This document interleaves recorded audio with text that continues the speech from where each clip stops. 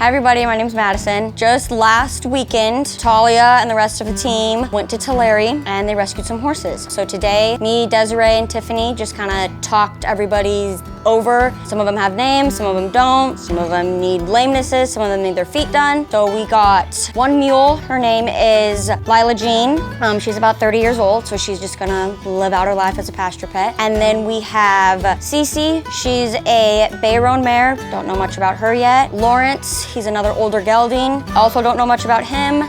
Beth, another Dutch harness horse. There's another one named Blake, another gelding. So we got about 7, I think was the final count. They all seem pretty healthy.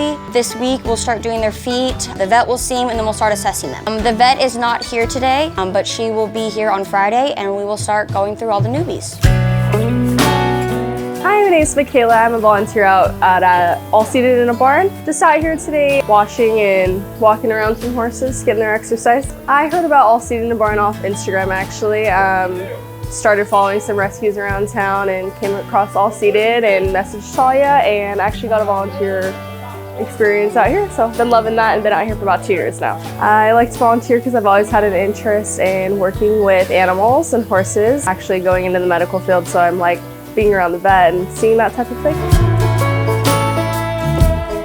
Hi, I'm Tracy Wilson. I volunteer Wednesday mornings. I heard by All Seated in the Barn by Facebook. Looking at Facebook, their reels and seeing Talia go to fight for the horses, which is amazing, and I was captivated.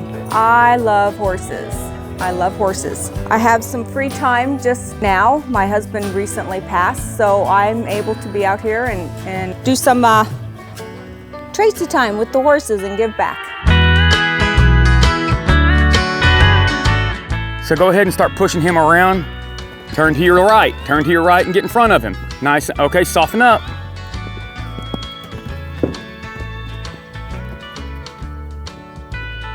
Turn the other direction, get in front of him.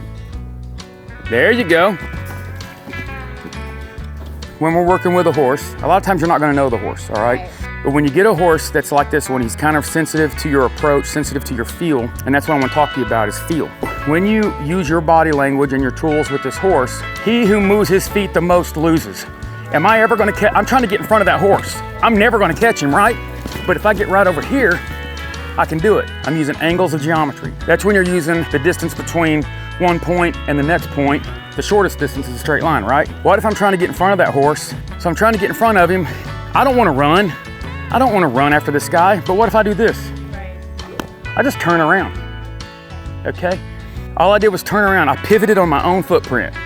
Using your angles of geometry, I know we hated geometry in junior high and high school, but it means something, okay? The shortest distance between 2 points is a straight line. I'm trying to get there, but he's moving 30 miles an hour. I don't wanna move 30 miles an hour, so I'll just turn around. Now let's talk about softness and the feel. This stick and string is just a scientific thing. It's a stick and it's a string. But what am I doing to the horse right now? I'm annoying the crap out of him, right? He don't know what I want because my artistic application of my scientific tool is annoying. Once he's doing what I want him to do, I take my tool away. I reduce my pressure. The second thing is I'm still learning to use my circle effectively. I'm still learning to use my geometry. Now, I start increasing my body movement. Now look what he does. I start increasing my body movement, my energy, he's matching my energy, right? But what if I do this?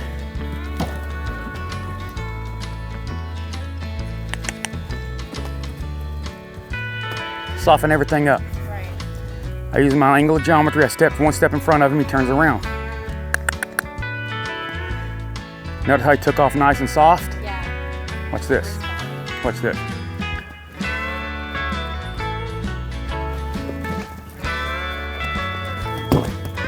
See my body actions, my actions were more, right?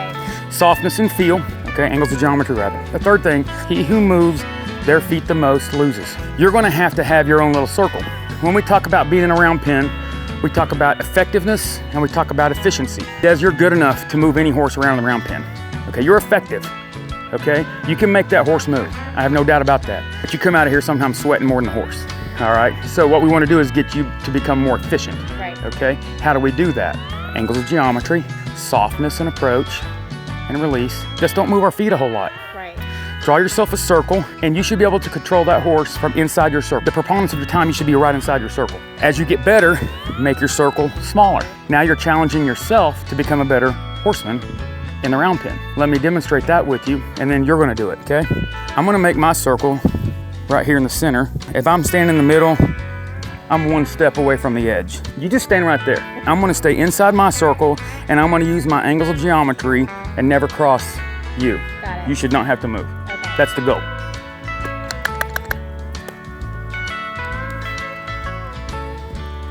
See how he starts to relax when I relax? I want to get him going past the gate. I don't want to stop him ever at the gate. I turn around. My foot's still inside my circle. Right. No, go back the other way. Nope, let's correct him. So I stepped out of my circle one time, but you notice I didn't increase my heartbeat. He moved his feet, right? Yes. Now,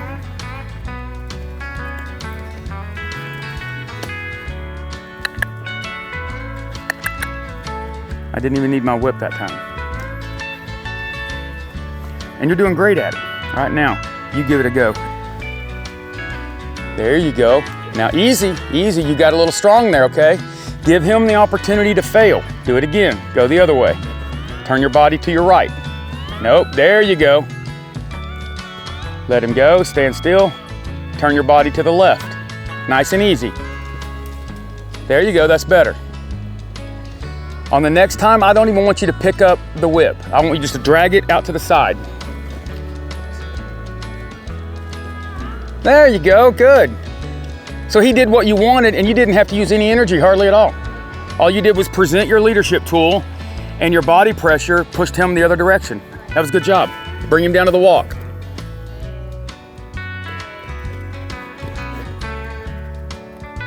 There you go, good. Okay, that was good, Des. That was good. You corrected him, you didn't call him in. Back off. Do it again, he almost did it. I want him to go to a walk. I want him just to drop his gait to a walk and maintain direction. If he tries to come into you, you gotta correct him. Until you say, whoa, he stays on the fence. Now ask him to drop down. Soften up, back up a little more. A little more. Just keep your stick out there, that's your gait. Now he's not listening. Change his direction and move his feet. There you go. Good. That was nice.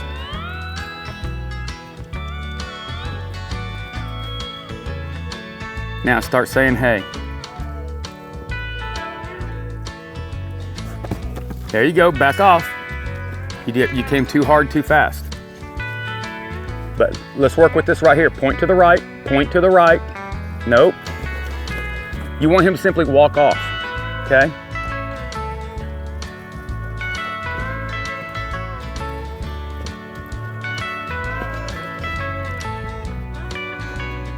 Get over there a little further, back up to me. Your stick. Put your stick out there.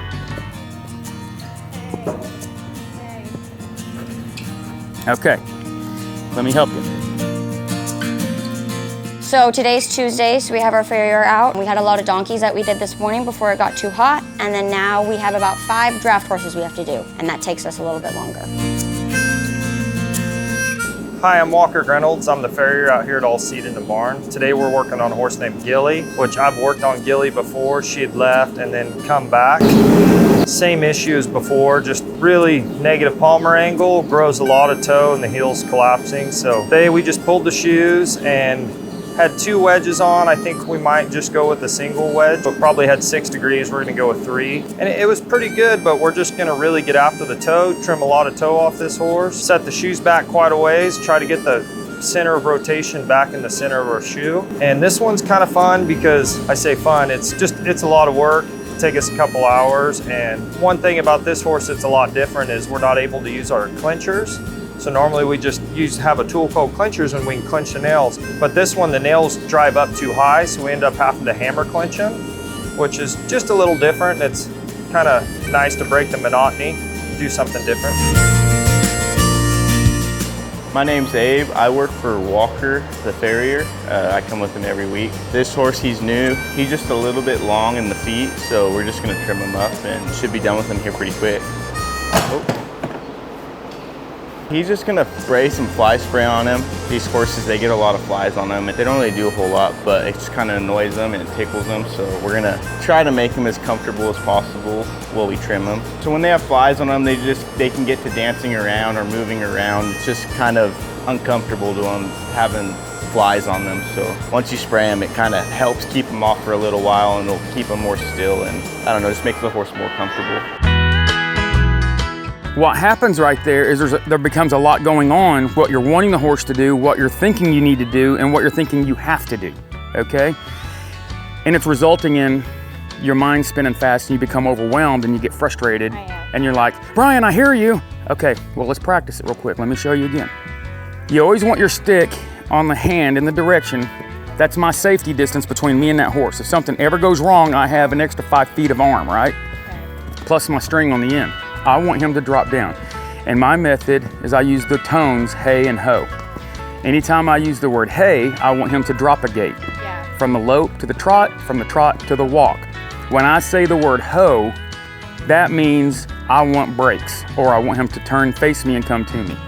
I'm behind his drive line, I'm on his hip, and I'm pushing him to the left. But notice I'm still within my circle. I'm within my happy place. Now, I'm gonna start using the word hey to teach this horse to drop down. Hey. Hey, hey, hey, hey, hey, hey, hey, hey. Remain soft, he doesn't know. So don't punish him for trying. Okay, let's try it again. He's softer right now than he had been. Hey, hey, hey.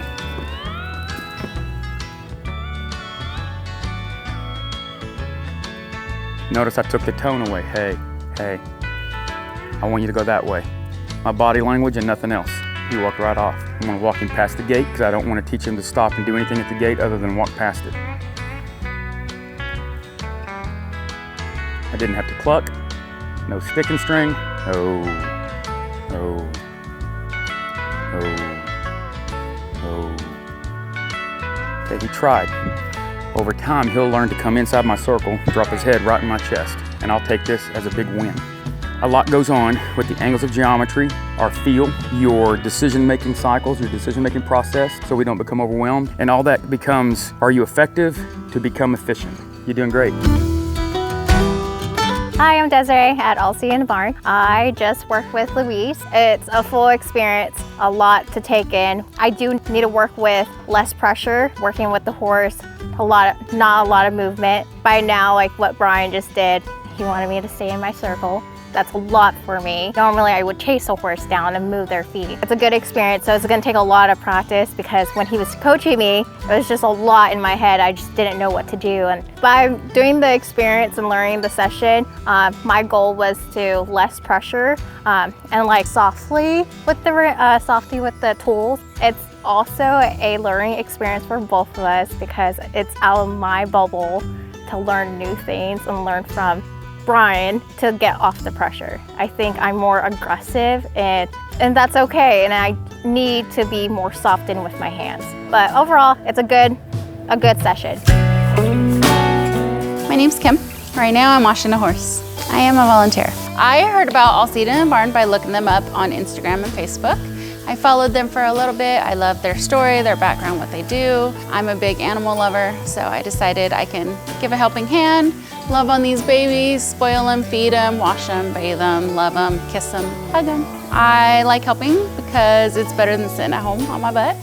And I can come out here and love on the animals and give them what they don't have. Even an extra 2 minutes of love with them is an extra 2 minutes of love that they didn't have. The best way to support us is always through donations, whether that be product that we need or monetary. And you can do that by joining our Patreon, going to the website, or visiting any of our social media platforms for links on the best ways to help us.